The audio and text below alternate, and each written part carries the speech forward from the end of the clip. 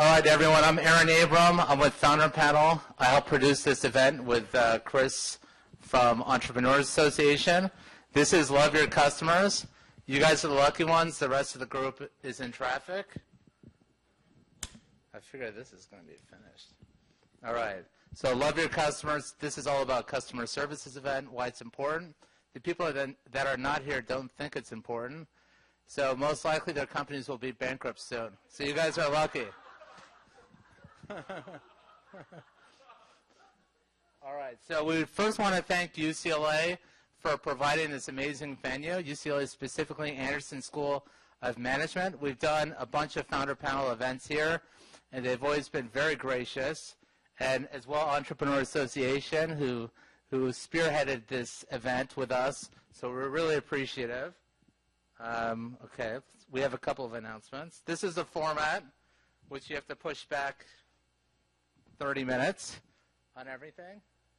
We're going to do a panel, then we're going to do a quick survey, and we're going to raffle off some prizes to the audience, which I think you'll really like. And these gift bags that you see here, we're raffling off the contents of those. So everyone can walk out with something. All right. Quick note on the gift bags. The gift bags are sponsored by Osurv and by Entrepreneur Association.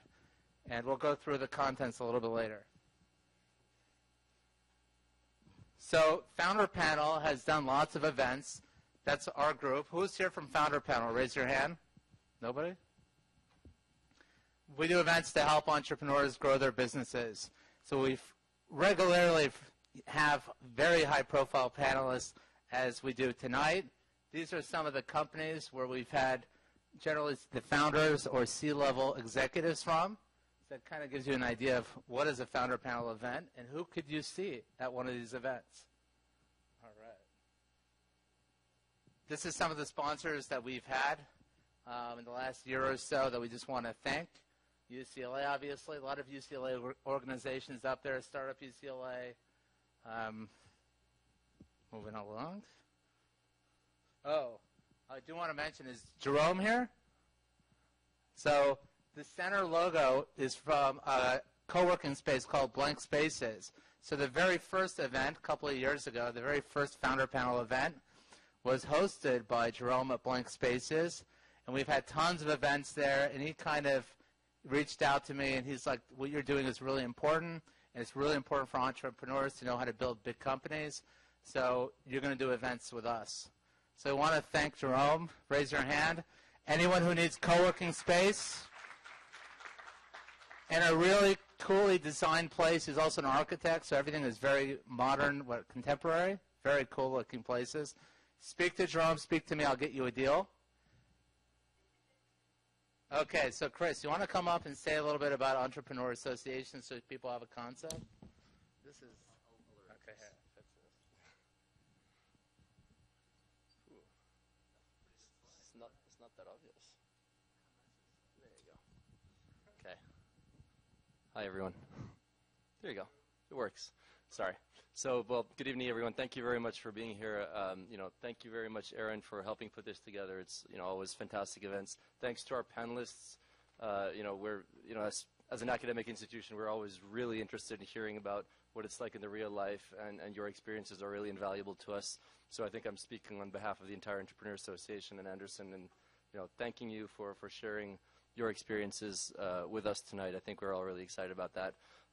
So a little bit about Anderson and the Entrepreneur Association. So obviously Anderson is the business school here, and the Entrepreneur Association is the largest organization on campus. We try to foster entrepreneurship with, amongst our student body, but we also try to connect our student body with the rest of LA, because the ecosystem here is fantastic to be starting companies. And these kinds of events where we bring people out from the community to come here and participate on a panel and network with everyone are really, really important to us. And we hope that everyone here is able to make one valuable connection tonight and at least learn a lot from both the panelists and the other people in the audience.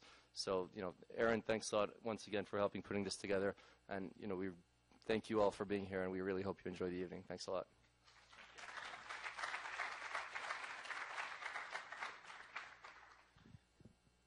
Osurv, which I'm also the co-founder for, is a sponsor of this event. And so Jad is the CEO. You got to thank him for this event because he's the decision maker. All right, great. So that's Osurv is a mobile survey company. You're welcome to check it out online, osurv.com. And anyone who wants feedback on their business can go to Osurv and use our mobile surveys to get that feedback. Looks like an app, feels like an app. No barriers, no download, no login. Really simple. So you can check that out. We also want to thank Ambrose, which has been a sponsor for more than a year. They do HR services. So as you're growing your companies and you need to hire employees and you don't want to deal with like benefits and insurance and all that sort of stuff, you can have them take care of it. All right. You want to come up, Max? Just chill. All right. So first off, I'd love to thank Aaron here for giving us the opportunity. Our marketing manager up there, Mitch, set it up. I happen to be an entrepreneur myself, and I find it fascinating talking to other entrepreneurs, whether it's over a couple of beers or a couple of just chills. So hopefully you guys all know about the beverage, and if you don't, the first thing I want to say is it's not an energy drink. A lot of people see the can, they go, an energy drink called Just Chill, and you hear the panel start to crack it. They're like, great. So it was made by a couple of surfers, and the whole mission behind the beverage is to make the world less uptight. We actually have one of the only clinically proven ingredients called L-theanine that's been researched to do so. So now we're lucky enough to get the right key partners, and we're going to be one of the fastest growing functional beverages in 2014. With tests at Target, Albertsons, Ralph's, Fred Meyer's, verbal commitments from Costco and Walmart, and a few other big ones. So from building this, literally, we were all selling it out of the back of our truck. Our first account was in Isla Vista. We all went to UCSB, and our first account was a Mexican restaurant called Super Cucas.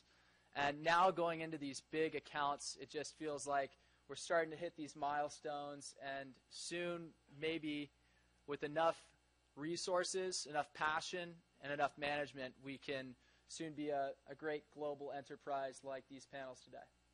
So I want to thank them for the inspiration and Aaron for the opportunity to share that message.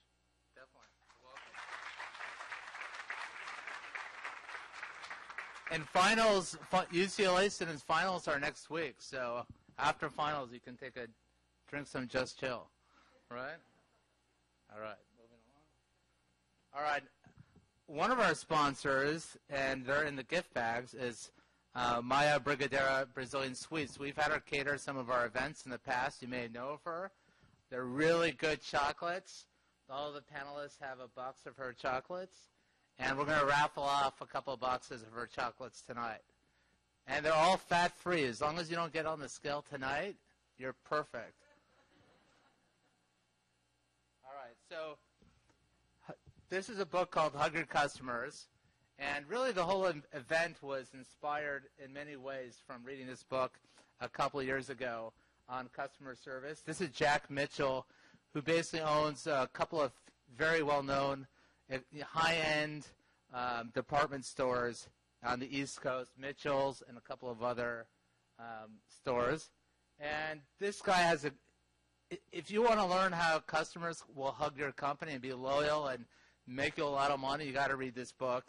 So every panelist has a autographed copy from Jack. He couldn't make it.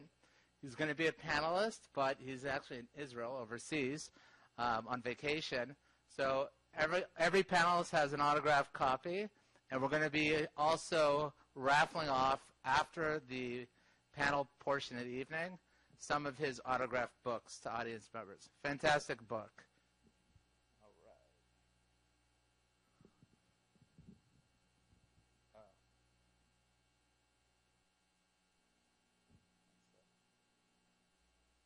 All right, so now we're going to get started. Questions. Just to let everyone know, nobody received questions to this event, as with all of my events. And so it's going to be a fun panel. And all the panelists are buzzed, so I can pretty much ask them whatever I want. So, so you guys will have fun. Drugged in some way? Right? Did everyone drink on this panel or what? Only two. Limited. Only chill? Yeah, Okay. yeah, if we fall asleep, you'll know why. No, it's non-drowsy, by the way, right? Just chill, people. Non-drowsy. It tastes great, by the way. We spiked it with Grey Goose, especially for you. All right, so first we're going to start off with panelist introductions. And what we did to make it really easy for you later on to ask questions and to know whose pretty face is who on stage, everyone is seating in the order of the photos. So why don't we start with David, and we're going to go do some brief intros of who you are, of what your astrology sign is. This single girls want to know if you're available, and then we'll get started with the questions. I'm Dave Hagan, CEO of Boingo Wireless. I've been with Boingo since its beginning in 2001. You may know us, may not. We build wireless networks in airports, other large types of venues. So we have a consumer-facing business where if you're traveling and need to get on the network, you can create a Boingo account and then use that account at over 1 million locations around the world. Then we also do a wholesale business where we cater to large companies like Samsung and AT&T and Verizon, where they private label their solution and bring customers onto our network. We went public about 2.5 years ago. We're traded on NASDAQ. What else do you want to know? I'm Taurus, as my wife says, in every way possible, which I think is a compliment. I'm not sure. So I think that's it. What's that? Oh, yes, I don't have a Taurus. Next up, Efrem. My name's Efrem Harkham. I'm the CEO, president of Luxe Hotels. I got into this business about 30 years ago. In fact, I bought the hotel right here on Sunset Boulevard, the old Bel Air Sands, in 1983. And I've survived it all these years, developed it. Many of you know it. It used to be a kind of a dorm for UCLA back then. Yeah, we've developed it over the years and learned how to turn a profit in the hotel business after all these years. And so we decided not to just keep the secret to ourselves. We wanted to share it. So we have 135 hotels in our program. It's called LWH. We represent hotels worldwide, beautiful hotels, mainly 4-star properties, a few 5-star. And they're just beautiful properties. We do their sales, their marketing. We connect them in every way possible. And they're very happy with us. Our goal is to go to 200, never more than 200. So always cleaning and making the portfolio special. We have properties in New York, Australia, Tokyo, beautiful hotel in Tokyo. Just came back last week from Tokyo. And we have offices worldwide. I've created an infrastructure. They drove me nuts is what they did. That's why I did this. I was not supposed to do this. I was just going to own this hotel and go to the beach, enjoy my house. But the revenues were so bad, I needed to stop the loss. And it seemed like no franchise could have helped me at the time. I tried franchises. I tried representation companies. And in 1994 or so, I decided to just do this on my own and create a brand and go out there and represent other owners like myself. So I bought another hotel on Rodeo Drive. Used to be called the Beverly Rodeo, right there on 360 North Rodeo, with Cafe Rodeo in the front. And that was 94 or so. We bought that hotel. And since then, we've branded one more, the Luxe Downtown. It's a neighbor in Beverly Hills, owned that hotel for 45 years. And he asked, would you want to put your Luxe brand across the street from Staples Center, just to do the same thing you're doing at Bel Air, the same thing you're doing at Rodeo, and just bring me a designer and let us know what kind of look you want. And we did that. Sorry, I'm so long-winded. Anyway, so that's our first brand, the Luxe brand, other than my own ownership. And so we have these 3 branded. We're now beginning to brand worldwide. So we have offices in every major city, 14 cities around the world. And we're in the business now of hospitality and creating this brand called Luxe. And I'm so grateful to be here. Such an honor to be before you today. Thank you. Everyone tonight gets a free night stay at Rodeo Drive. Thank you. Thanks, Aaron. I'm hoping he drank. All right, Kay. Hi, I'm Kay Bogeajis, and I'm with El Pollo Loco. So if you're in Southern California, I think you know of the brand, Crazy Chicken. And they've been around for, well, over 35 years. And I joined most recently as the Chief Operating Officer to help them expand and take our great chicken, hopefully, out of California and into other states. So we've been very active and busy. The company has 400 units, and 60% of them are franchised. So they're small business owners, and most of them are comprised of owning less than 5. So they're pretty tight, and they've been in the families for a long, long time. So our franchisees are like our family, and we really do enjoy them. And what I find very unique about the brand is when I've even had a lot of comments here, is that people don't know that they assume they're all company, but that's how tight the family is, that they're all managed pretty close. And they're very well loved by everybody who actually experiences them. So, and oh, by the way, I'm a Scorpio. I'm Dirk Elmendorf, and I, with 2 other friends, started Rackspace Managed Hosting, or probably hosting now. And our claim to fame is that it's all about fanatical support. We actually built the entire company on customer service as a differentiator. I would love to say we started that way, but we started treating everybody terrible at the beginning like everybody else does in our industry. And we sobered up about 10 years ago and decided that wasn't the way to the future. And I actually left Rackspace in 2009. It got to about 3,500 people and offices globally, and it turns out I'm more of a starter than a finisher. So I'm back at another startup. But you started at Rackspace, and now Rackspace has a market cap of $7 billion. Somebody pointed out it was 5 this week. Okay, it went down. The market doesn't like them again. So that's not bad for a starter but not a finisher. $7 billion company. Like, you get the right team, anything is possible. That's right. How many people in the audience use Rackspace? Woo! Oh, a lot of the panelists as well. All right, Lisa. I am Lisa Lillien, and I am the founder and CEO of a brand called Hungry Girl. Hungry Girl is a multimedia brand I started back in 2004, and it started as a daily email service giving tips and tricks for hungry chicks. And basically what I do is help people, mostly women, but some men, eat the foods that they want to eat and still fit into their pants. So it's all about eating fewer calories and making smarter food choices. And since launching the brand, I now have 1.2 million subscribers to the daily emails. I have 8 books and a 9th one on the way, a TV show on Food Network and Cooking Channel, and a bunch of fun partnerships with other brands.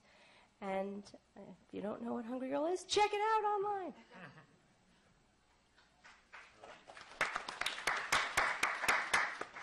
My name is Meouchy. I started a company called Osurv that builds mobile survey technology. And what a mobile survey is, we invented it, so we have to explain what it is.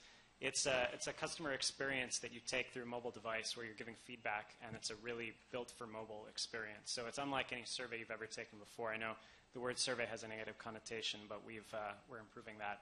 We're bringing customer service back into light, or customer feedback, I should say. So I'll give a quick little story about how the company started. 10 years ago, I bought my first smartphone from Verizon. It was the first smartphone they ever carried. It was a Palm Pilot smartphone. It looked ridiculous. It was giant, and everybody made fun of me for it. But I got my first email on that phone. It was so exciting, 2001 or something. And the first email was from Verizon saying, hey, we thank you for activating your service. We'd love to hear your feedback about it. And so I tapped on the link, or I used my little stylus at the time, and it didn't work. So I thought, okay, well, still first smartphone, figuring it all out. And then 10 years later, about 2 years ago, I was out and about and activated a new smartphone from Verizon and also received an email saying, please tell us how the service was. And I clicked on the link or tapped on the link, and it didn't work. And so I thought, okay, Verizon is kind of a big company. They've had 10 years to figure out how to get feedback from me through the device they sold me. If they don't have it, maybe there's an opportunity. And the company was born that day. And we've been pushing forward ever since, trying to show the world what customer feedback can be like if you incorporate it onto a mobile device. All right, next up. Hi, I'm Rasesh Patel, Senior Vice President of Customer Experience at DIRECTV.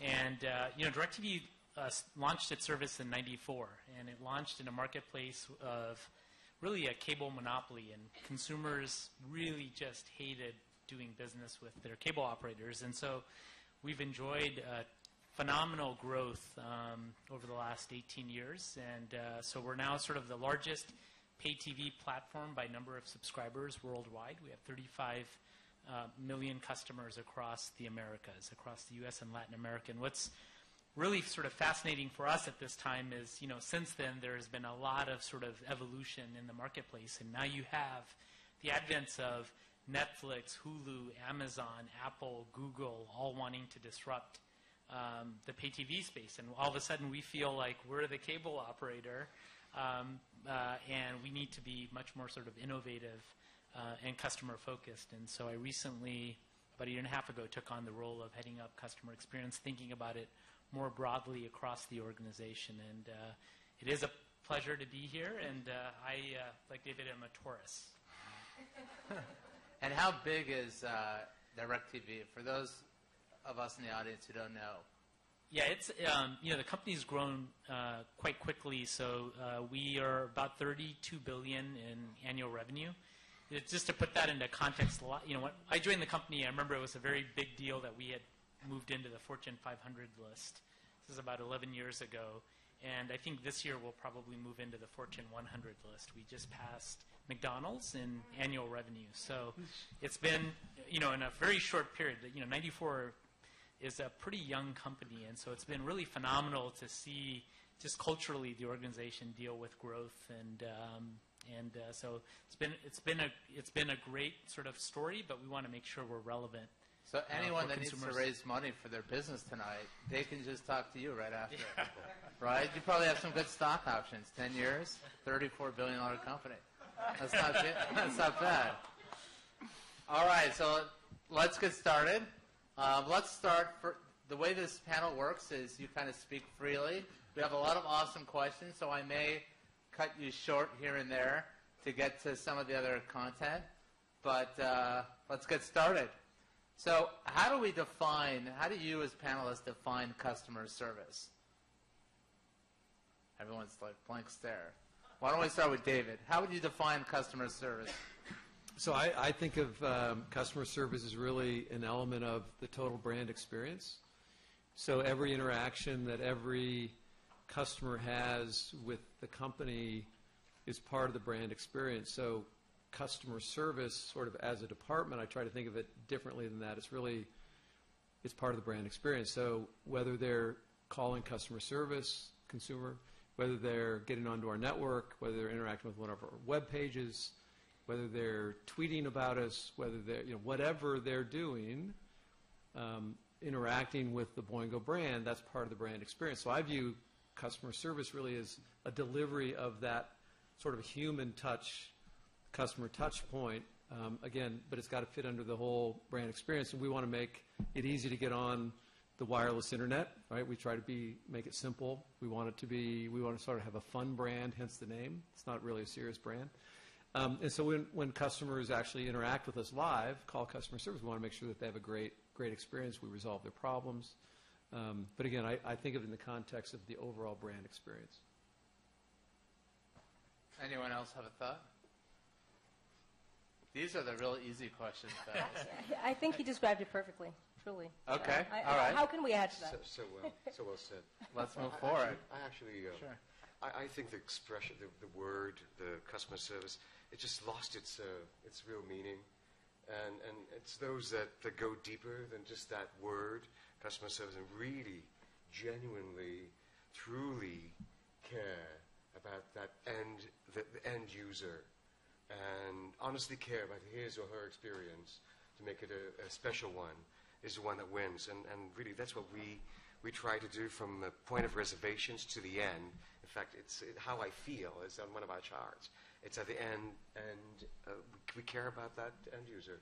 It's about that, as you said, it's about making every opportunity to create that link with that client, whether it's via the social media or in person, or just walking down any request we say is an opportunity to create a connection with a client.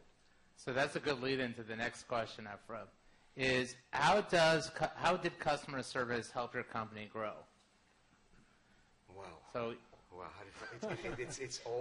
Our whole company is based on it. It's what, when I came into the business about 20 years ago myself, I decided to stop the crying on everybody's shoulder, representation companies and management companies, because they weren't doing it. I gave it to a flag, an international flag, and they just weren't doing it. And I paid big fees as well. It was really about, I had to find out, why am I losing so much money here? And I didn't want to lose the hotel. It was 10 years of ownership already. I owned it since 83, and 93 was happening. Just renovated the hotel and spent $12 million, actually. But it's about, I realized there was a disconnect between even though they were saying it, they're saying, yes, I can program, and all these programs they're all trying to sell, but it wasn't from the heart, and the staff weren't integrating amongst each other. It was a whole thinking process that had to change, and it filtered down to the guest, and the guest came back, and they told their neighbors about it, they told their clients about it. We just grew. We just grew. Everyone became a salesman. Our staff became salespeople. The guests became salespeople. It was unbelievable. So how about some of the other panelists? What do you guys think? So you get to go first, Lisa. I do? Sure. If you want to speak, you can go first. I don't know. All right, fine. Basically, my whole company grew via word of mouth. So I've never spent one penny to market the brand. So every single Hungry Girl fan and every subscriber just happened to have subscribed or signed up because they heard about it from a friend. So do you think that's because good customer service? I do, actually. Well, it's good content, because content is king on the internet. But to this day, I still read every single email that comes in to suggest, and to media and whatever email box is open for people to send in their comments and suggestions. And early on, I responded personally to every single email. So I think that immediately put people, they were disarmed and they were excited and they couldn't believe that there was a person on the other end, and they would tell their friends. And it was a good experience, and I think it's super important. I think that authentic customer service is this unique opportunity in business where you get to do the right thing and make more money, right? And that doesn't always line up in business, but this is one of the places it totally does. Because, think about how many of you guys have cell phones. I assume all of you, right? You're probably born with them. Think about how much money you have paid to your cell phone provider. Now, take that number and think about the last time you called them. Remember, these people run phone networks. Hey, look, they're calling now. You're late. Right? Have they ever treated you like a tenth of what you've spent with them? Right? Many of you have spent literally $10,000.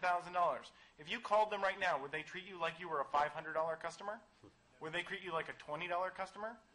Like, the secret of this good customer service is the understanding that by keeping you engaged and treating you authentically, you get an opportunity to maintain that relationship. You get the full lifetime value of the customer. That's the bean counter view of the world. But on the support side, we look at it as you get to do the right thing. You help them succeed, their business grows, they pay us more. It's a virtuous cycle. And I think that that's actually what's really amazing about it. Okay, you used to be at Pete's Coffee when it was basically going down the tubes, and you made a huge turnaround. Was part of that due to customer service, or? Yeah, I would absolutely say that. If you think about getting coffee, and we'll just talk about coffee, sometimes that's the first interaction somebody might have in the morning. And you can make or break their day if they want interaction or not. But the uniqueness of Pete's was having enough knowledge about the product, which is coffee, to be able to impart that knowledge to people who wanted to learn. So an experience can be as little as just get me a great cup of coffee, or I really want to go deep and learn about where the beans are grown, how are they roasted, how do they come to market. And if you can satisfy that thirst for knowledge, people like to story tell. And they like to then say, I have a cup of coffee and I got this Ethiopian coffee and here's where we got it. And and here's all about it.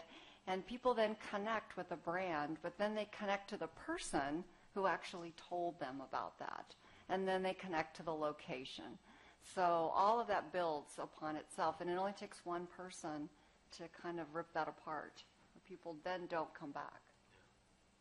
Any other thoughts? DIRECTV, I mean, it's all, the cable guy comes to install the TV, right? To install the cable.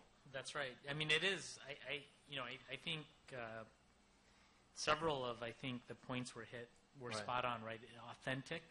I think of really making sort of that emotional connection. So we have 14,000 technicians that visit homes every day, and we train them. And one of the sort of part of the journey that we've been on is there's very high turnover amongst that workforce in our company, and we've over the last 3 years have really reduced turnover from upwards of 70% of people turning per year to about 14, 15%. Wow. And what that allows us to do is actually invest in the employees. And one of the things we realized, we were training them on how to technically do their job, but we never gave them any sort of skills on how to drive that emotional connection with the customer. And I remember speaking to a technician who said, when I went into a home, and generally they're going into a home when something's wrong, somebody's service has been disrupted. He said, and I knew there was an upset customer on the other end. There's nothing more that I wanted to do other than to look down, to get the job done, and to get out of there as quickly as I possibly could. And we actually were able to work with our field organization to give them the right tips and tricks and give them the tools. I mean, we now provide in-home customer education. If somebody has a problem, we take that as an opportunity to help them download the DIRECTV app on the iPad. And as the technician said, by the time I'm done with that upset customer, they're going to be watching TV in their backyard on their iPad. So the entire workforce is sort of just rallied around this concept of, how do we leave that house, making that emotional connection with the customer. And I couldn't agree with you more. I mean, it is a stacked win. You look at it from a business perspective on any dimension. It's good for the workforce, it's good for the company, it's good for the customers. And so I think the hard part is doing it at scale and doing it consistently, and I think that's what we're struggling with. We're improving, but it's something that we need to sort of continue to work on, because it is very hard to do when you have 110 million interactions a year, to do that consistently and to know that you're doing that consistently. Efrem, you had a point?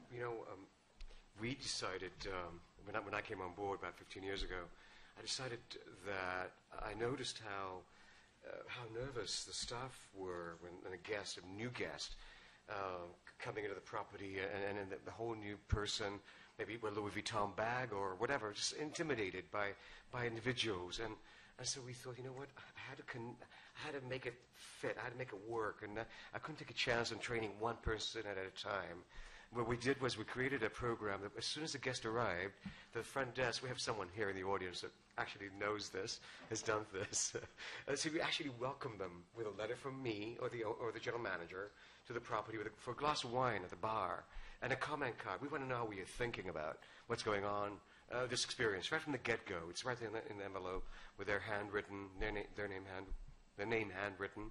And they're also given a towel to wipe their hands with a beautiful hot towel if it's cold outside, or cool if it's warm, and then they're actually it's the reverse. It's the towel first, and it's a letter second, and they check them in, and they call the guest after 10 minutes to see if they're happy with the room. Is everything okay? And we do this automatically. We can't take it for chance. We can't just teach them this. We got to just do it. We got to create the system.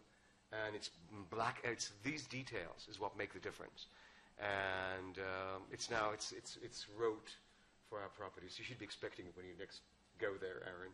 I'm going to be there tonight with the rest of the audience. So you mentioned a good point. So really, customer service starts at Luxe hotels, at LWH hotels, from the moment you get there. For some of the other panelists, when does customer service begin? When does it begin, David? When does it begin with these different companies? I mean, for us, it begins whenever someone interacts with the company, however they're interacting with the company. It's all, again, part of the brand experience. You know, customer service or customer care is a department, is a function, is all part of that. So again, whether they're interacting with one of our websites, if they're interacting with one of our people, you know, however they're interacting with us, that's where it starts. And different people start in different places. Right. So it's wherever their first contact is. Well, I was going to say, interesting enough, I think of it as at El Pollo Loco when they see a commercial. You're actually reacting. You might not be physically in our store, but you're reacting. If you get a flyer coupon in the mail, so that's something that conjures up the name, starts an experience or a reaction. And we know as soon as they're in the parking lot, whether it'll be drive-through or entering the building, if we don't acknowledge them immediately, then we don't capture them. So we have to do everything we can to be able to do that. I was going to say, the other thing is to understand it seems like we've shifted. And there was a book recently called The Zero Moment Transaction, right? And this is the idea that people are making decisions about companies before they even get there because they experience it through social media or through what their friends seen or this peripheral stuff. And so where it used to be something we kind of were front and center participating in, now it's those knock-on effects, as in the people around you who raised their hand that said they were Rackspace customers, all of them have a story about us, right? Which is one of my favorite parts about being a founder of Rackspace is I could hear all sorts of crazy stories about terrible things that happened and what we did and how it played out. And that is that moment where they're engaged in a customer service event that may have happened years ago. It still has a life and projects out. All right, let's move on. This is a little bit different. Tell us about an excellent service experience that you had with another company. Who was that company, and what was the experience? Well, I was at the Luxe Hotel yesterday. And I'm not kidding. Did you get a hot towel? Tell us the truth. I didn't, but let me explain. So I'm part of this organization, and we do a monthly board meeting, and we do it at the Luxe, the one right over here off of Sunset, and we've probably done it for 10 years. And every time someone brings up, maybe we should go to some other hotel and do our board meetings, and everybody that have been with the organization for a long period of time say, no, we're not leaving. The Luxe is great. They treat us beautifully. We're not, it's convenient. We're staying right here.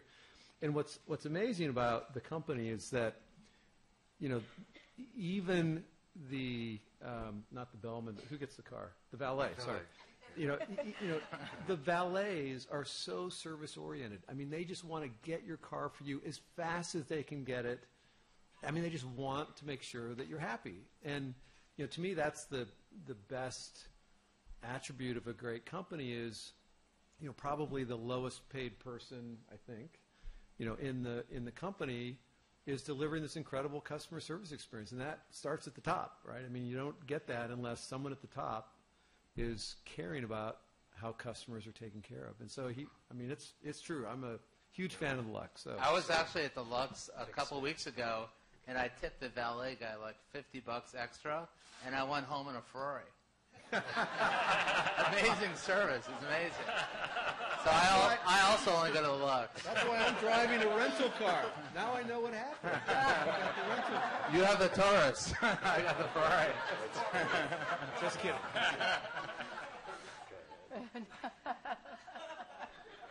Come on, Lisa. I know you're I know you and Kay shop day and night. Tell us about. I know. I was just going to say, how did you know? You read my mind. Zappos.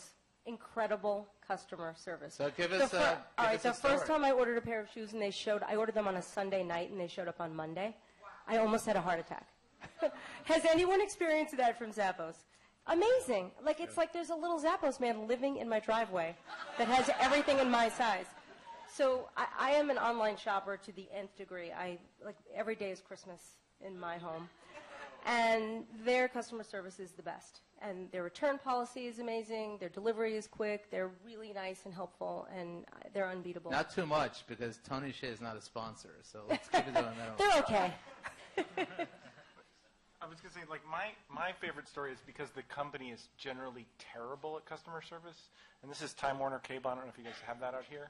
I gave a presentation at junior high, and they listed them as terrible company for support. And I was like, you guys are like 12. How do you know that they have terrible support? And they're like, Mom makes me talk to them. I'm like, okay, I get it. But I had that unique experience with somebody where I was on the phone, I was having a problem, and I'm not the person you want to be on the phone with when there's a network problem. Like, I would have sorted it out if I could, if I really don't want to have to wait for the dude in the van. And the person was trying to help, and the first thing she said was, well, maybe your network cable is plugged in the wrong direction. So please unplug one end, plug it into your computer, and plug the other one in. Now, for those of you who don't know this, network cables are not directional, right? But what she had allowed me to do is, and this is a very common problem, is she'd allowed me to save face that when it was not actually plugged in, I could now swap it and plug it in, and I don't have to admit that I was doing something as stupid as not having it plugged in. She would get, now it works. It's in the right direction, right? In my case, it was a 25-foot cable. I'm like, yeah, I just swapped it. That didn't fix it.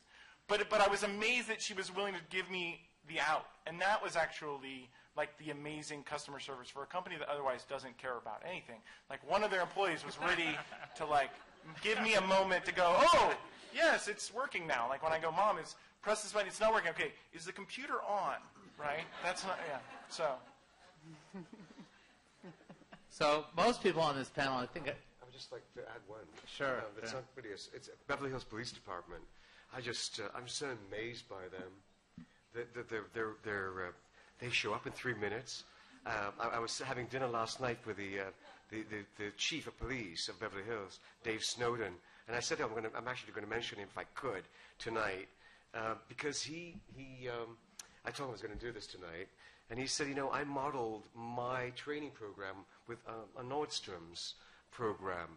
I know every policeman's name. I walk the beat. I don't just say, hey, buddy, like the previous police chief. I know them by name.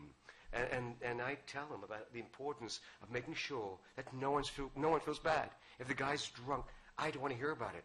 Make sure it's clean. Make sure it's above board, and I'm just so impressed by that they're able to control such a unit that's exposed to so much with such finesse, and I'm just like, yeah. So, Beverly Hills Police Department. All right.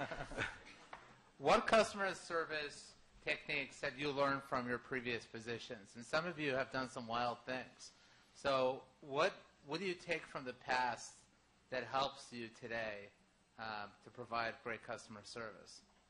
So I've got a funny little story about that. I've had one job in my life, one real job that is. This was many years ago, right out of college, and I was doing software development. I'm an engineer at heart. And so I would work kind of later in the day than most of the rest of the company. There was very few engineers at the company. It was a company that did wireless mobile tracking, GPS tracking, that sort of thing. And so the only other people that are at the office that late at night is our network operations center. So those are the people who are keeping everything running and customer service. So the only conversation that I would hear all night, every night, would be them on the phone with the customers. And I could hear the bad customers and how they would try to handle them and talk them down off the ledge. And no, we'll have somebody take care of that. We'll get it. And so I just heard these conversations over and over, and it just got ingrained in my head that this was really keeping all of our clients happy. This little night shift of people who are fielding calls all night long from insane customers, those are the ones who are keeping the sales phone ringing during the day and keeping everybody happy. And so, I don't know, it just kind of got ingrained. It just got, bolted in there, and can't forget about that experience. So I'd say just proximity to good customer service imbues it upon you. How's the service at Osurv? Excellent. I was going to say that a real hallmark is if you can take an angry customer or someone dissatisfied and take real pleasure in turning them around, because somewhere, the organization at any point has disappointed them, and sometimes it just gets worse and worse. And then they obviously elevated, and you hear about it. And we had a person who wrote a letter. He typed a letter, actually. And so I realized after reading it, he wasn't, he didn't use email or anything. And so he had actually taken the time to really think about it. And he had a phone number, didn't have an email. So I picked up the phone and I called him. And he was like, well, who are you? I said, well, you wrote me a letter. I'm the COO. Really? You called me? I said, well, yeah, you obviously wrote a letter and you took the time. And I think that just was enough of a shock. And I said, well, I don't know how to solve the problem yet because I haven't done that, but I was concerned enough to call you. So I did have a boss a long, long time ago that said, offense is better than defense, so call them. And because if you hear about in school or whatever that every angry person tells 20 people about a bad experience, if you can turn around a bad experience, they'll tell a lot more people than 20 that it's a really great company, even if they weren't happy with ultimately the end product. They may never return, but they'll remember that the company itself was a good company. All right. Yeah, one thing to add is just, I think you can create a real distance between the perception you have of how things operate and what's really going on. And I think, Lisa, you sort of hit on this, which is keeping a pulse, hearing from your customers and keeping that direct line of interaction, I think really allows you to get a true sense of what people are really experiencing. So, just carving out 30 minutes to actually go through and listen to how your customers feel about the service that they're getting and being able to respond to them, I think gives you so much more insight than what you kind of sometimes get filtered up in terms of a story. And that's something I sort of learned early on and have sort of to this day carried into the role, which is just having that direct view into what how things manifest from a customer's lens. And I see a lot of senior leaders, very successful senior leaders, do it, and it amazes me because in many ways these are some people whose time demand is measured in minutes in terms of premiums, but they still sort of manage to keep that direct connection and to stay connected with reality. And so like that to me was a sort of early on lesson that I think I would take forward. I think I started off in a family fashion business, and I got out. That's how I got lucky, got into real estate. But in the fashion industry, you're faced with a jury 6 times a year. I mean, you're faced with the buyers, a whole new collection every couple of months. New fabrics, new designs, new collars, new sleeves, new prints. It's crazy. And it's like unbelievable. I mean, it's endless. You just got to keep on chasing your tail. And I think that I brought that into the hospitality, in that we were able to move with the times. And if there's a September 11th, we move quickly to get new programs in place and not just wait for the industry to happen, for the economy to upturn. Just move into gear, into different. Whatever it is you need to do, you need to move fast. And so I think that's my experience. In many ways, you were, what I understand from your bio, is that you were one of the pioneers when the internet happened, and that's part of the reason why you were able to make Luxe so successful, is you understand how to promote things online and so forth. So do you think that came from constantly needing to adapt to change and so forth? Just, technology is so important, and we just had to make sure that we were up there.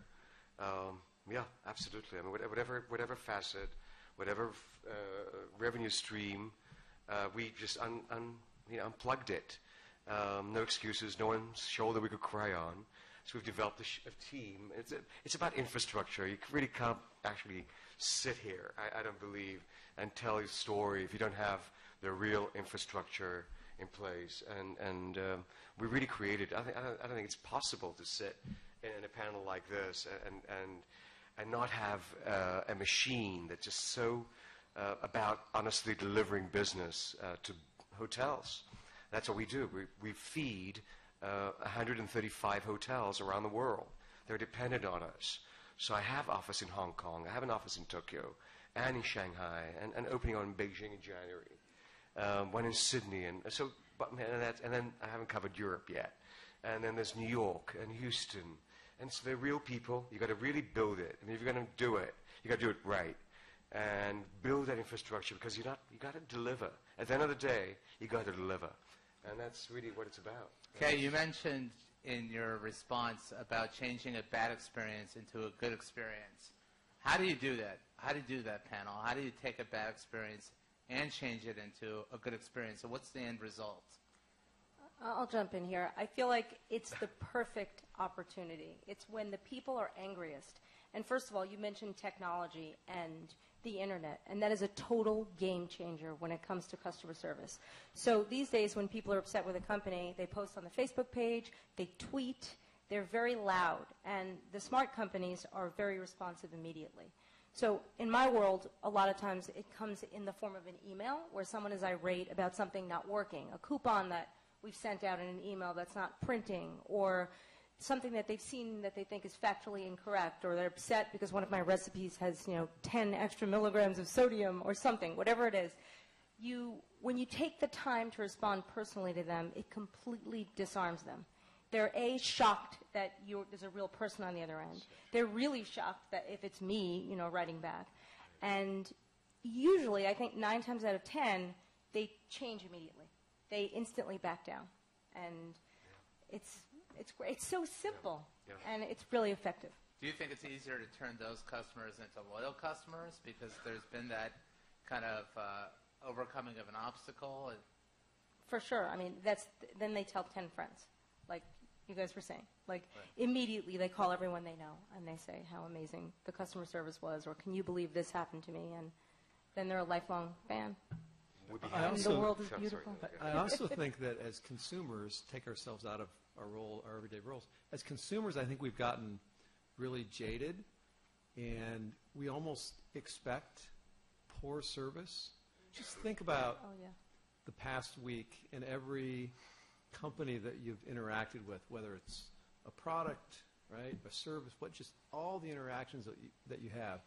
And I think our expectations are actually kind of low, pretty low, because you kind of get beaten down into it. So when a company does it right, it's so nice. So it's actually not that hard, right? It's not, but it's rare. It's rare, but if you can do the little things, you just see people light up like, wow. It's like I was talking about the valet, right, yesterday, running to my car, right? I love that. Are you kidding me? Are you going to run to my car? I love that. You're not going to walk, maybe have a cigarette on the way out, and right? It's a personal touch. I think what's lacking now in customer service is a personal touch. 9 times out of 10, if I make a phone call, if I have a problem with a company, it's someone on the other end that's reading from a list of things they're allowed to say. They're not allowed to think. They're not allowed to make decisions. They're not allowed to help you. And that's extremely frustrating. And I think it's such a huge mistake. It's a missed opportunity. Dirk, you had a comment? I guess to circle back, we called it the faith of the converted, right? In the moment where you have failed someone is the moment you have to prove what you're made of, right? So I think about a number of years ago, we rolled out a firewall product, and we found out after 2 months that the firewalls were configured so that the doors were open. So it was more like a fire doorway, I guess. And we were sort of like, oh, this is not good, right? What are we going to do? And there, we had a discussion where it's like, well, we could go through and fix these. And the customer would never know that their door had been opened because they hadn't been attacked, or as far as we could tell, they hadn't been attacked. And the answer was, yeah, but we'll know. And that's enough. And so we stopped selling it until we could fix it. We went back to all the customers and said, look, we're refunding all the money. As a matter of fact, we're going to give you an actual firewall, and you're going to pay us when you decide you have gotten enough compensation for our messed up. Because of that moment, they knew we didn't have to tell them that. We could have swept it under the rug. And that trust earned us customers who lasted a very long time. Because when people do the right thing anyway, you go, oh, it wasn't in their favor, and they did it. That means that all the other times you don't see, it falls in your favor, and you want to do more business with those. You want to be more involved with those people. Conflict resolution is such a big issue for me. We train our staff on a regular basis how to deal with conflict, because we give them the words, and we reward them. We give a program called Luxe 180. If they turn the guest around 180, they get a gift, whether it's $18 or a massage or something. So it's about turning that client around. It's caring about that client. It's rewarding them to make sure they remain happy. We don't want to win them. We don't want to, we don't want to be our best client. We just want to neutralize them if they're angry. Just walk away neutral is a big deal. The industry is, being a hotel. I mean, they've got so much to complain about. We're their surrogate mum for a night or two, and we just got to spoil them, and we tell our staff, spoil them, damn it, they deserve it. They belong to a very special person. Obviously, they're a parent, they're a son, they're one. You got to take care of every individual as if they're the first you dealt with, and if there's a problem, call a manager, fix the problem. Don't wait, don't delay to fix it. So. From the customer's perspective, I can say that when I call in, it's very frustrating if they don't acknowledge that there's a problem. So the first step, they need to admit, yes, there is a problem. Yes, we recognize that the problem exists, and now we're going to make steps towards resolving it. But I tell you, it's very irritating when you call in and they say, no, it's good, or they just absolutely refuse to acknowledge a mistake. And they say, oh, no, you've made a mistake, or no, it's not, nothing's wrong with our system, or whatever it may be. So you just have to own up to it, I think. That's really the first step. Whether it's the company's fault or not, we've been on both sides of that. That's really the first step towards getting that customer to see the light at the end of the tunnel, is just acknowledging that they've had a problem. Yes, I recognize that you're unhappy, and now I'm going to fix that. I was going to say, I'm also an engineer, and our entire discipline is around who's right. Right? I mean, this is why you can hear nerds argue about Star Trek versus Star Wars. There's no definitive answer, but somebody's going to eventually win that, right? And so that was one of the first lessons we learned is they sort of said, okay, is the customer always right, right? That's the old cliche. And we used to ask this in the interview and see what people would answer. And our answer was like, it's a trick question. If you're worried about who's right, you've already lost. You need to think about what is best, what's the best outcome we can give for the customer. And sometimes that means they're not a customer anymore, right? They're in the wrong place, or we don't have the right product, or whatever. And that's okay, as long as the goal is to get them the best outcome. And that means saying, hey, we made a terrible mistake. We did something wrong. Just get that out of the way, right? You're not trying to prove who's right. You're trying to get a good outcome. And that frame of reference shift makes a big difference. Okay.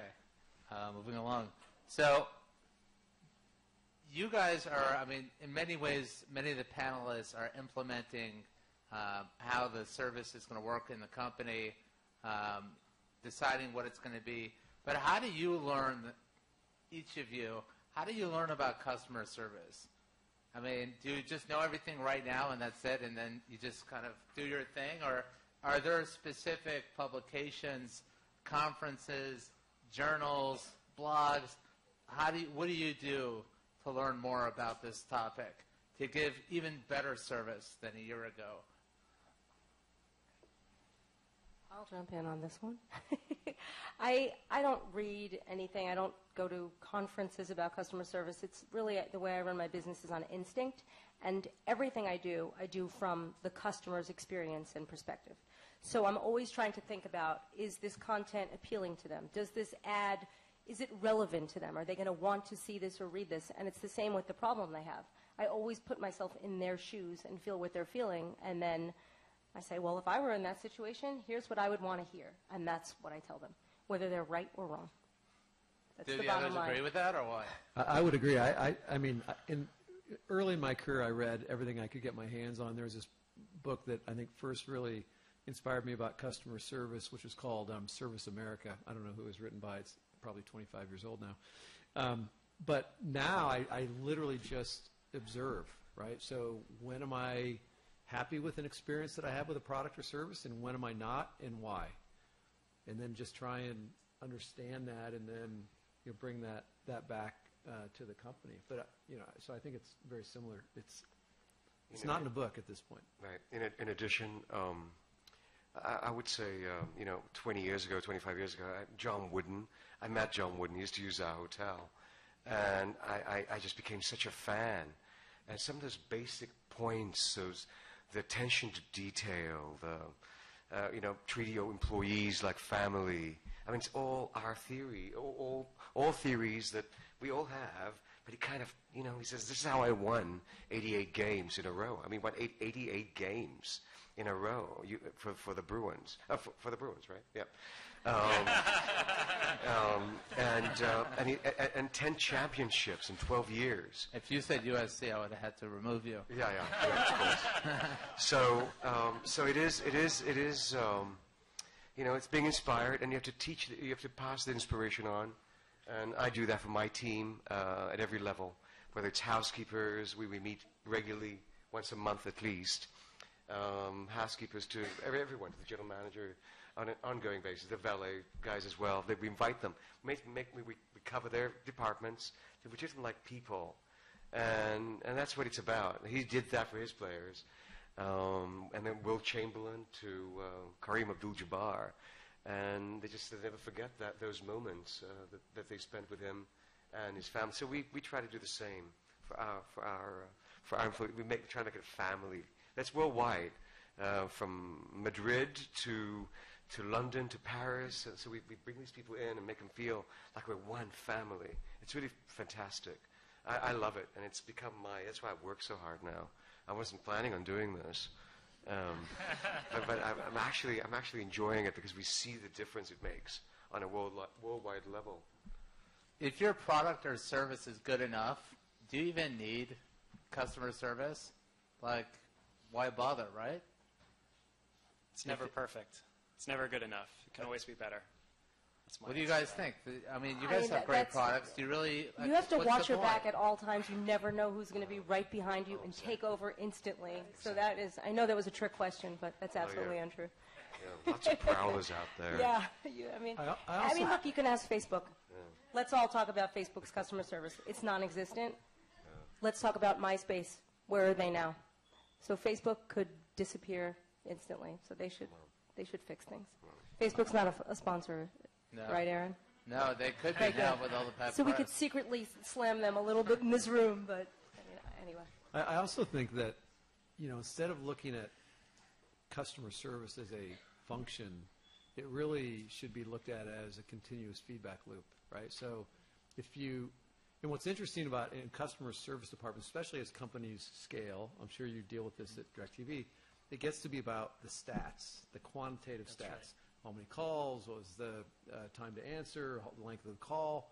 They're quantitative stats to try and measure customer service, but they're not really measuring quality. They're just measuring its stats. They're kind of meaningless stats. It's more budgetary. And you have to have them, but it's not measuring quality. So it's really the content of the call. It's the content of the contact that's important. So it's the qualitative, which is really hard to do, especially as you scale.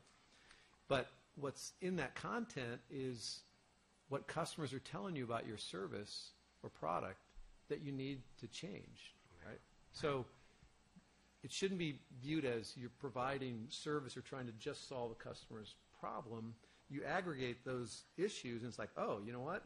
We need to fix something, right? We're doing something wrong that we need to operationalize in a whole new way. And that's hard. It's hard the larger you get, but I think great companies do that. Well, that's okay.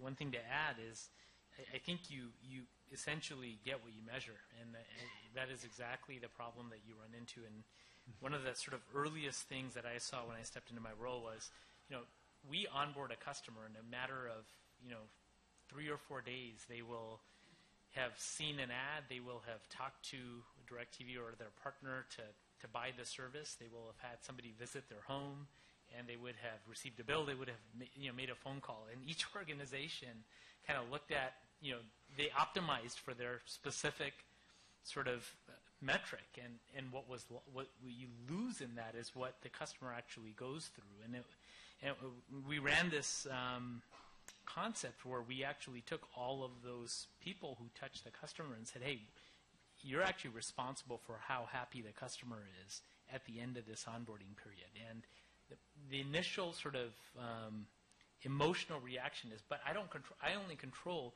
this part of it. And that's that's sort of the typical mindset that you end up in when you're dealing with a lot of these larger organizations is you do get sort of lost into the scripted, optimized for how do I, maximize this specific function, but you lose sight of kind of the journey that the customer goes through. And I think there's just a real opportunity in listening to the customer as they progress through that journey, and then rallying all the disparate parts of the organization to really create something that measures up to that end-to-end experience. Well, can I go back to something David said about metrics? Sure. And so you said it too, like you get what you measure. Yeah. And there are actually measurements that can help you get a more quantitative view of how you're treating your customers. There's a guy named Fred Reichhold who did a bunch of study around something called the Net Promoter Score, where you're really trying to figure out, did you turn this customer into somebody who is passive, which is what most people are? Are they a detractor, or are they actually a promoter? And your goal for long-term success is to get everybody in the promoter camp if you can.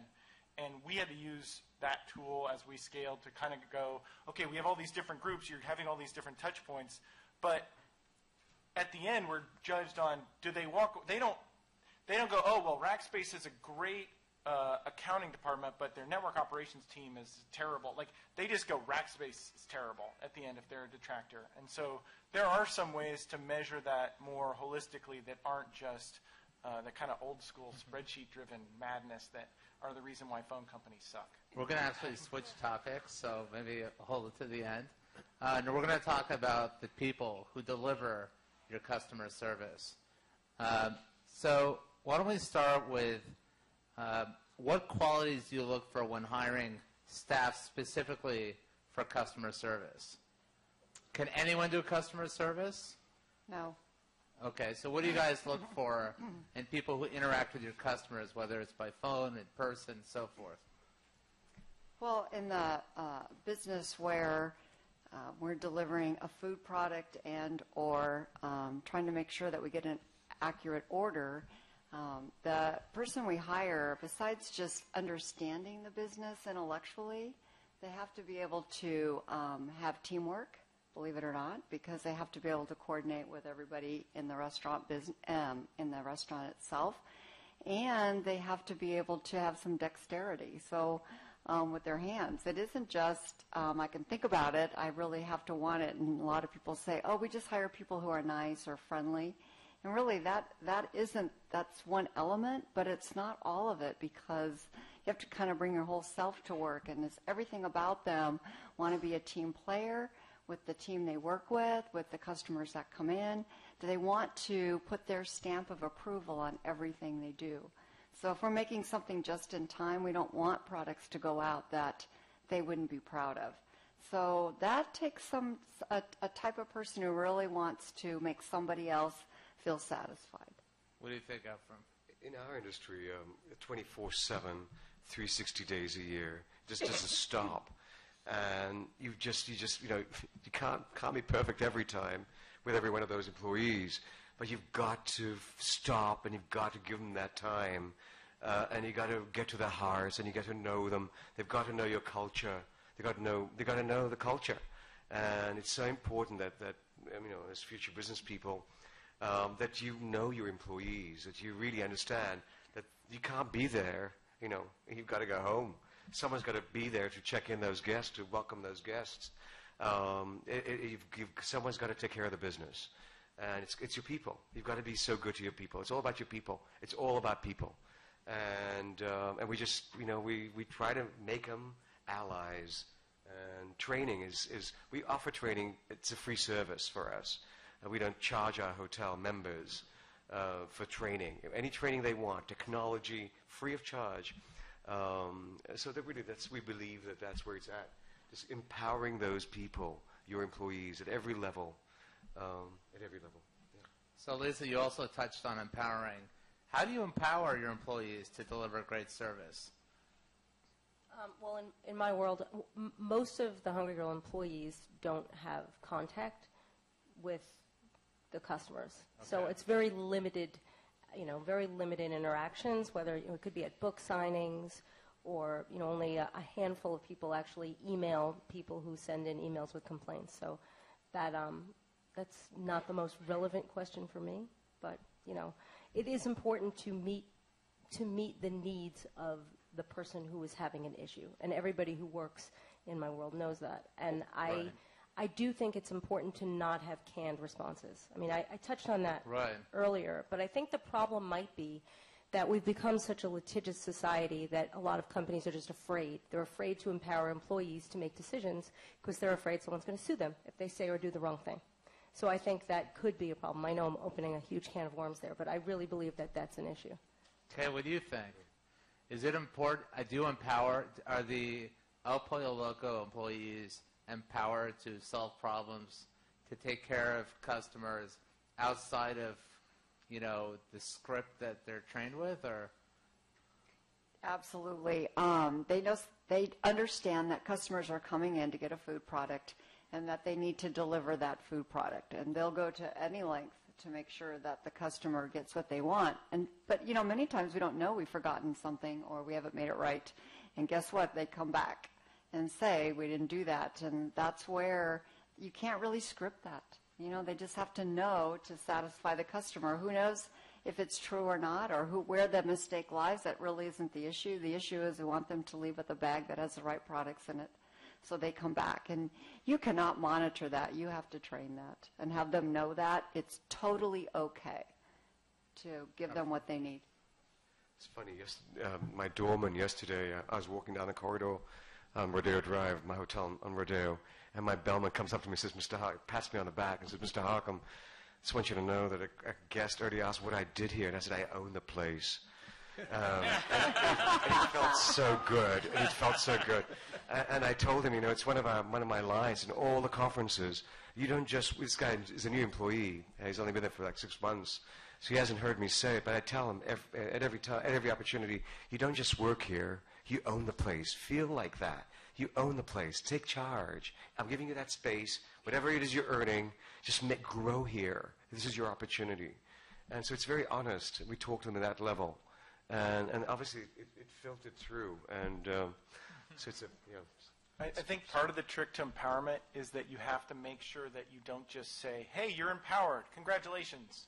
Right? You have to put the whole package together. That means that you have to give them more direction about examples of things that have happened. Hey, look, this is ways that people have solved these problems.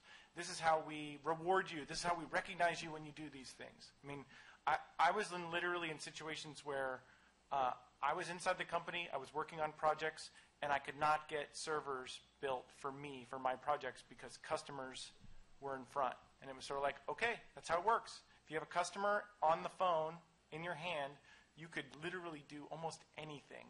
And you go like, this is what the customer needs. I'm here to get this fixed. And once you see that happen, you start to go, oh, that's what empowerment means, right? If you just say, oh, you're empowered, and you don't give them any structure, or you don't reward them, or you recognize them, then you end up with a banner slogan. Anybody seen a banner lately? Yeah, see, we don't look at banners anymore either, right? That's what happens, and you have to be careful about that because it's not authentic. Like we talk about emotional and authentic, and all. I mean, you can hear it come out of all of us about service, and that's important to pass that on, but also build a system that supports people who do that.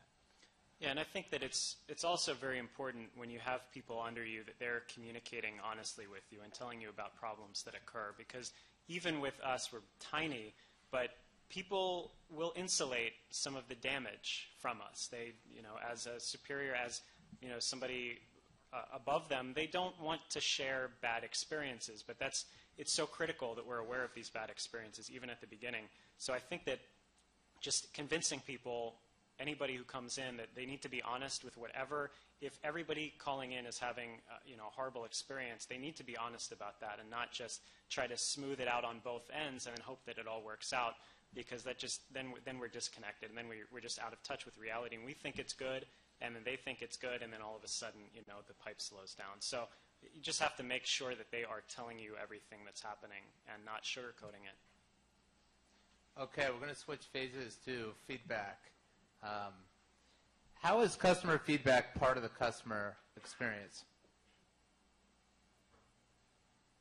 So, Efrem, you mentioned when somebody comes into the restaurant, you give them a comment card, which is very old school. We're going to put you on Osurv. But what, in other words... and they get it online as well, by the way, when they check in. They get it online. I mean, of course. Excuse me.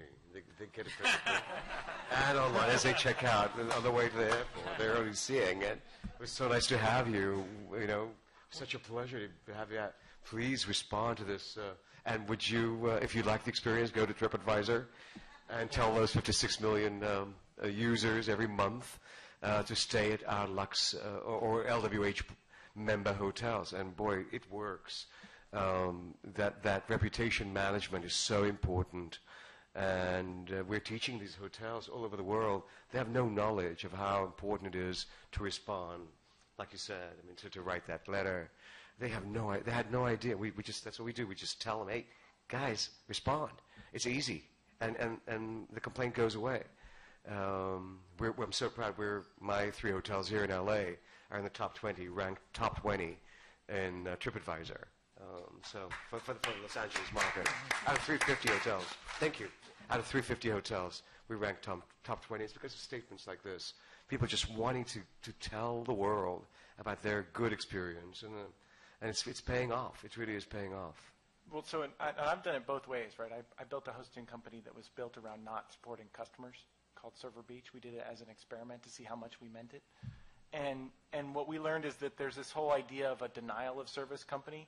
If you interact with a company and you can't find a phone number or a mailing address or they don't want to talk to you, like you get the message, right? That's a denial of service. I'm willing to bet everybody on here in 30 seconds you can figure out how to get a hold of us, get a hold of people at our company, because we want your feedback. We want to connect the loop. Like, that is the whole process. And so I think that's another first sign of that. You said, where does feedback fit in the thing? When you make it hard for your customers to give you feedback, their feedback doesn't go away. It doesn't evaporate because they can't send it to you. Well, but it immediately makes people not trust your company. Yeah. If I'm trying to find how to, it's very difficult to find a way to reach Amazon via phone. It once took me like 47 minutes. They don't have phones. It did, and it's frustrating. It makes you feel like they don't care about you. So if I have a problem with a recipe I get from one of your Food Network TV shows, which home phone number can I call? Yes, Aaron, I put all of my cell phone number is actually on the website. No, it has to be easy to reach people. I mean, I get feedback daily because I love social media, and the Hungry Girl fan page on Facebook has close to 900,000 fans, and there's nothing I like more than putting a question out there and getting thousands of people to respond in 5 minutes. It's amazing. And I actually program the content based on the feedback, and I give them what they want. And it's a unique, my situation is different than most of the other panelists, but it's direct feedback, and it's key. Yeah, I think bringing feedback into the customer's experience is the very nature of Osurv, the very existence of us is trying to make that feedback experience the best experience it can be, because I feel like there's not a lot of focus on that right now. The customer feedback process, the way that you give feedback, at least in my experience as a customer, is broken at a lot of businesses. It's very difficult. It's tedious. It's cumbersome. You usually have to be paid to do it, which is a whole other conversation topic in my opinion. But yeah, I mean, I think that's what we're all about, is trying to bring the feedback as close to the customer's experience as possible, even physically there, while they're there, before they leave, giving feedback, because we want it to be part of what they perceive to be the experience also. We want the customer to have an experience and then give feedback on it immediately while it's fresh. And so, that's why we exist, really. I think that's the whole opportunity that we're trying to capitalize on. Raise your hand, audience. How many people have taken a survey recently? And how many from those who raised their hands enjoyed the survey experience? Exactly. So here's a question. Customer service, does it stop once you leave the hotel? Does it stop once you leave Rackspace.com? I kind of feel like the survey experience is part of your customer service experience. If that's true, and you may disagree with me, why is the survey experience predominantly such a horrible experience like the crowd says? What do you guys think? I mean, isn't that part of the customer experience? Or am I wrong? Giving feedback. I mean, sometimes they are too long. I know I once took a survey. I'm an American Airlines flyer. I love American Airlines, so I always want to give them feedback.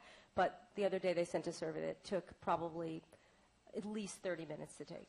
And it's insane because they don't tell you how long it's going to take. And they'll put like 3 questions on the screen, and then you have to click the arrow, and there's 3 more, and then 3 more, and then 30 more, and then 20 more. So that's not okay. But a lot of times, if you go somewhere or you make a phone call, I don't necessarily want to get an email 2 or 3 days later asking me to rate the customer service experience. It would be much more effective if it could happen immediately, and sometimes I just don't really feel like it. It was enough of a hassle to deal with the customer service to begin with. I mean, I was, just real quick, I was at the Patel at some lawyers event recently. I don't know why I was there. But but they had, I was ordering drinks, and I noticed there was, a stack of comment cards at their lounge. I forgot what the name of the lounge is. But it was on La Cienega in Beverly Hills. And I asked the manager, I'm like, well, how many of those people actually get that and fill it out? And he's like, none. He's like, so I'm like, why is it there? He said, well, it's part of the customer experience. And I was like, well, but it's not even being, it's like, what's something's up with that. What's your comment? You've got to be creative, if you really want that comment, if you want to know how they're thinking. We have 3 town cars that takes people back. We charge airport pickups and drop-offs, and we give them a little iPad to use on the way to the airport. They can log in. We've got connectivity right there in the car, and we say, the TripAdvisor's right there. Would you write us a comment about your experience at the hotel?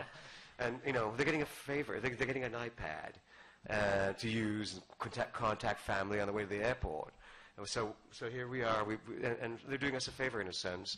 They're taking the moment to write about us on TripAdvisor, which exposed to 56 million people every month that look for hotels, go to this one site. So we've found a way. So you've got to be creative. How to get that comment card in their face. Yes, you do it in their, and they check in an envelope, but you also do it online and every other way possible. I think there's also a tremendous fix and recover opportunity.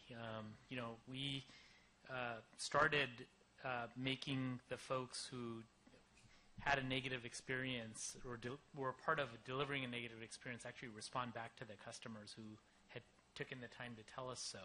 And customers were actually just blown away that they expected to fill this out and it would get tallied up in some scorecard. But the fact that the company took time to respond and try to recover from that situation made it so much more meaningful. And I think it also gave, the folks who were delivering the service tremendous insight because they actually got to hear in the voice of the customer. I mean, it wasn't a number. They could actually hear literally how the customer felt about the issue they experienced, and then they were responsible for bringing it to resolution. And so we talked a little bit about early on, how do you turn something around? And most people don't expect, larger organizations to respond to customers when they fill out surveys. And I think it's a tremendous opportunity to take something that could have been a negative and actually turn it into a real positive. The other thing we started doing, which has to culture worked really well, is celebrate the positive, celebrate the successes, because it's contagious when you do that. With your other employees, to celebrate the stories. We have a fun question. How do you handle demanding customers like celebrities for some of the panelists? With lots of respect. And maybe you could tell us a story. We want to hear stories. They get the best rooms. Oh God, I can't tell you the story. I can't. They lose their temper. They lose their temper, and they scream sometimes in the lobby if they don't get something they want or they expected. And you just got to be very patient, and you got to be calm, and you got to be nice. And we don't treat them as heroes. We train our employees. Don't treat anyone as a hero, or if someone's handicapped, don't as someone who's suffering. Everyone's the same. You just treat them as people. And so that's really what we teach them. And that's why they come back. They always come back. They're always there. It's so fun to have them. And Gwyneth Paltrow, who checks in by false name, was there last week, and she was there for 4 days. And she has security, and they open the door for her. She comes in kind of covered up. And but she had to go to the front desk and just tell Kayla, none of you met her, Kayla and a couple other people there. She just loves this hotel. She just loves the hotel. So it's because we treat them as people. And that's what Kayla said. She said, I just want you, she told me this the other day, telling me, you need to know that people really love your hotel. Dirk, and we don't treat them any different. Dirk, if I call up Rackspace and I'm like, look, my name is Brad Pitt, and I'm having a problem, am I going to get treated differently than, am I going to get like superior service, you think, or what? I don't think so. I don't think so. Do you know how many times people say they're Brad Pitt? There used to literally be a radio show they would call. But no, that's not the model, right? You don't build the model around, this extra special support for this one kind of person. Then it just reminds you that, then I guess we just treat everybody else less. Right. It's not a sustainable model. I've had people ask me when I was calling in, ask me if I had a subscription to their premium service. And I understand that for some companies that's an added expense that they charge customers for, but I did not like that very much because I knew right then and there that depending on what I said would affect whether my issue was going to be resolved that day or next week. And as a customer, again, I don't really care for that. I'd like to be treated, at least pretend like I'm special in some way, at least pretend like you care. But to outright ask me, do you deserve good service today? Did you pay us for good service? I don't appreciate that. Final question. So, David, you spoke about the quality feedback, and I know that Dirk, you mentioned the NPS score and so forth. How does each of your companies measure the quality of your feedback, of your customers' feedback? Whether it's overall customer feedback, are you measuring the quality of the feedback given in comment cards or surveys? But how do you do that? In our industry, it's simple. It's comment cards. And will you return is the main question. It's the last question. We make it very clear. Will you return? and I want you to know that we've been scoring over 93% for the last, I don't know how many years. So, people really want to return. And so that's how we measure. Return, it's return factor. The return factor is where it's all at. If you don't, getting a new client is so hard. And small businesses like ours can't really afford all that advertising. So you've got to take care of your clients. You've got to make them come back and loyal to you. If I run El Pollo Loco, is it, if for some reason there's less people, is it because of the surface? Is it because of the food? In other words, how do you really quantify, identify? Is it the quality of, what I mean? Where's the problem? Is it the service the problem? I mean, you're each different companies. Is there specific tools that are used that the audience can use, in their businesses to kind of quantify if it's working or not? So in El Pollo Loco, as with a lot of food and retailers, there is the survey on the back of the receipt. And it usually has an enticing offer to ask people to respond. And surprisingly, we get a lot of responses, and they're very statistically significant, and they come in every month. And we can extrapolate from that how the customer feels. And we do have benchmarks, and we do target that on an individual store basis, and then we look at it as an aggregate, as a system. And when we're not doing well, or let's say a product doesn't resonate with the customer, they tell us about it, and we can see it, and we can also see it go positive if they do like it, or if the service slows down and they're not as fast. We know it individually, and then we also know it as an organization, so we can tailor what we do by getting that information. And it's pretty sophisticated on a dashboard where we can see it daily.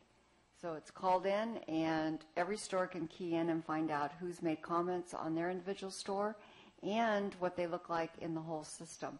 So we use that as a real barometer, because without that, it would be very difficult for us to know. We would have to gauge that by sales and number of people coming in, but we actually can control that with understanding what our surveys tell us. Okay. So we have two key metrics that we use. One is response rate, and the other is completion rate. And so response rate is of all the people that I ask, how many people will give feedback? And then the completion rate is of all the people who begin giving feedback, how many of them finish giving feedback? And so we actually target the response rate. That's our most important thing. We want the feedback experience to be so good that they all finish it and that they come back and they'll do feedback again, because what we found is that the longer this survey gets, the more likely people are to drop off. And it seems like a lot of companies make it really long because they want to see how much they can get out of you before you leave, before you bounce from the survey. And so we think that is fundamentally wrong. And so those are two metrics that we're using, but we really focus on response rate, which is effectively engagement. We want to measure how engaging that feedback experience is, because that's the number that we have to optimize for. Yeah, we use the Net Promoter Score, so we ask the willingness to recommend question. But what's really interesting is then when you tie that to what the customer actually does and what the customer has actually been through, all of your operational data, you actually get a really rich view of what really matters to customers. And we're able to take things down to, if a customer had a problem with their television service versus somebody who didn't. What if they had 2 problems in the course of a month? 3 problems. Is there a threshold? Right. What are the right points at which we really need to be proactive and intervene, not wait for the customer to respond back to us? So I think it's not only that survey information, but being able to connect that with the rest of the story of what the customer has gone through that can give you really rich insights and help you sort of prioritize, where are the right places to actually intervene and sort of over-deliver an experience. Are there any interesting quick thoughts from the panel about just an interesting experience or something that you feel you want to, give over to the audience in reference to customer service? Customer service is not a department. I know that might sound crazy. It's not a department. Everybody plays a role. Everybody is responsible for the customer, whether you talk to them or not. Okay, fantastic. We're going to do a quick feedback survey from the audience to get what your thoughts are on. Is it short? Did we get kicked off the panel if it doesn't go well? It's about like 15 seconds, so it's really easy, and we're going to raffle off a couple prizes, of which are in the gift bags of the panelists. And so let's have everyone pull out your smartphone. Pull out your smartphone. We can stack the values. Come on. You guys want to go for more prizes or what? Check it out. Go to onrespond.com. See if there's an internet connection at UCLA Anderson. Yeah? And Jad's going to call out some raffle numbers. So this is what you're taking now is an Osurv, and hopefully the experience is a positive one. And just a few questions kind of on the topic of social customer service. And so the idea is that lately there's been a lot of activity on social networks. People are asking product questions over social networks. People are complaining over social networks. So we're curious actually from the crowd, what are the expectations? If you were to post something to a social network, when do you expect a response? Do you expect a response after business hours? At 6 p.m., if you post something on Walmart's Facebook page, do you expect a response that night? And so anyway, just a few questions. It looks like, scanning the room, that people are just about finished with it. Well, I think I can agree with the audience that this was a great experience tonight. And we want to thank our esteemed panelists. Thank you so much for your time. We know it's hard to get here with the tough traffic, but we appreciate it and we look forward to working with you again.